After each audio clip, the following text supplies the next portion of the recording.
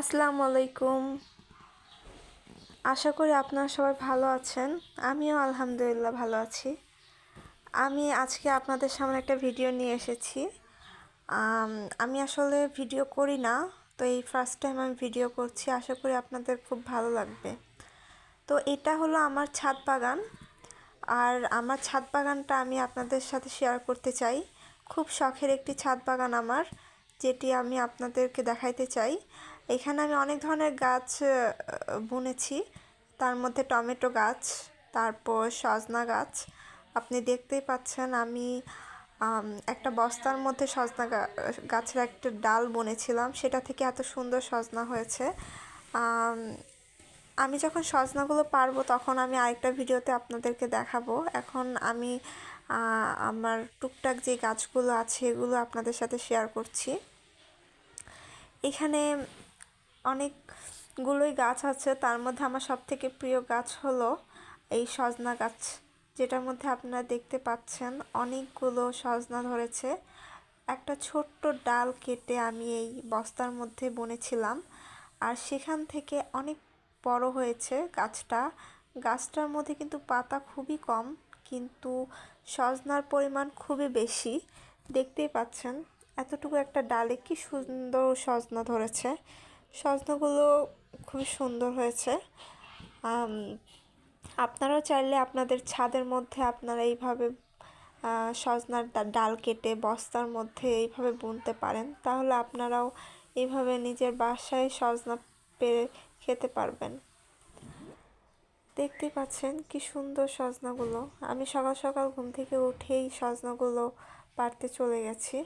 আমি শুধু অপেক্ষা করছিলাম যে কবে সজনাগুলো বড় হবে আর আমি এগুলো পারবো। তো যেহেতু ছোট গাছ, আমি বেশি পারবো না, অল্প কিছুই পারবো। আর এগুলো পারার পর আবার বড় হবে, সজনা হবে। তো এখন যেহেতু সজনার সিজন, তো এই সময়টাই সবার গাছে গাছে হয়ে থাকে।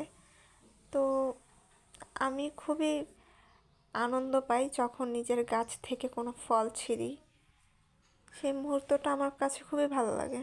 তো এর বাদেও আমার অনেকগুলো গাছ আছে, যেমন এই টমেটো গাছ।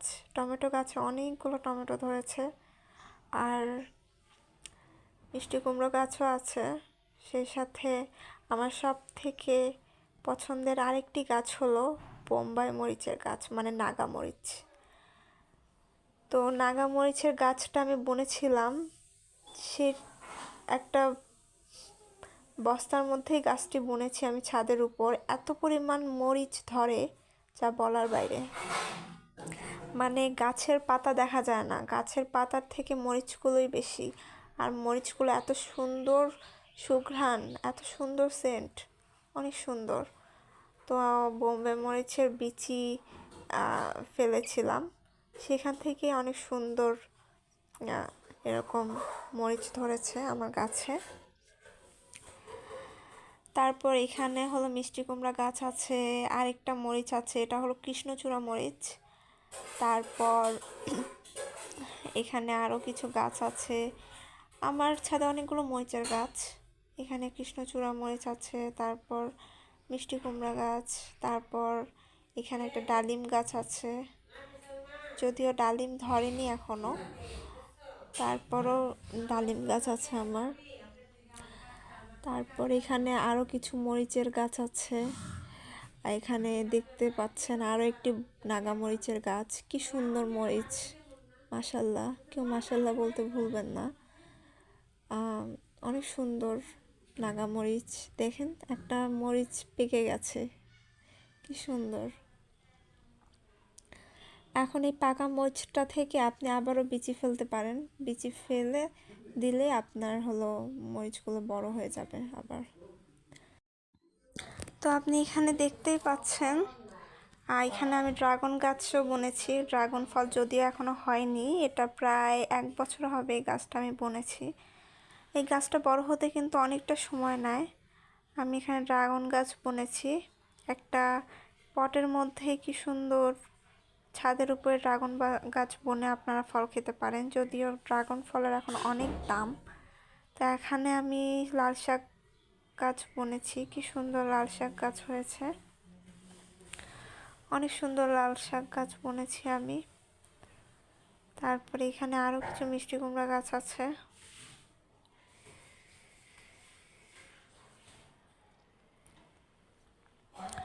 এখানে আসলে গাছের অভাব নাই।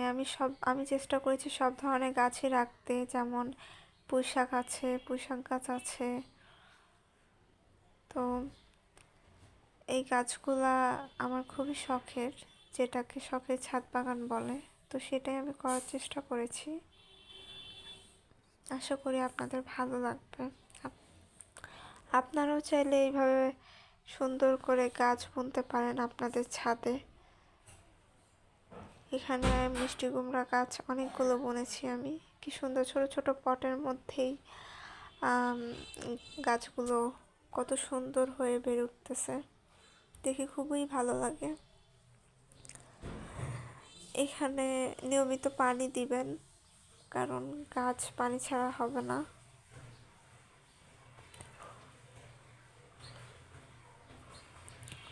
গাছগুলো যাতে বেয়ে বেয়ে উঠতে পারে, এই জন্য এখানে আমি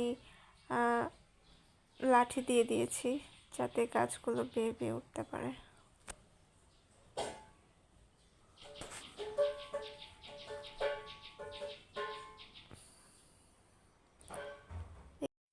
এখানে আমি আপনাদেরকে আরেকটা জিনিস দেখাচ্ছি, সেটা হলো আমার ফুল গাছ।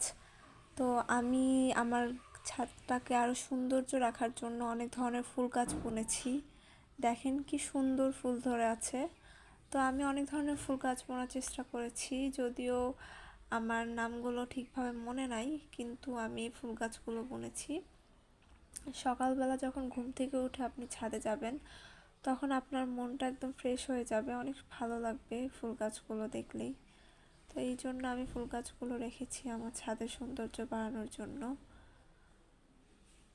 তো দেখতেই পাচ্ছেন আমার ছাদটা আর কত সুন্দর লাগতেছে ফুল গাছগুলোর জন্য। আমি আরও কিছু ফুল গাছ বুনবো, এখনও বোনা হয়নি। এখানে আরও কিছু গাছ আছে, এই তো এখানে আরও কিছু মিষ্টি কুমড়া গাছ আছে। এগুলো এখনো ছোট, বড় হচ্ছে, আস্তে আস্তে বড় হবে এগুলো।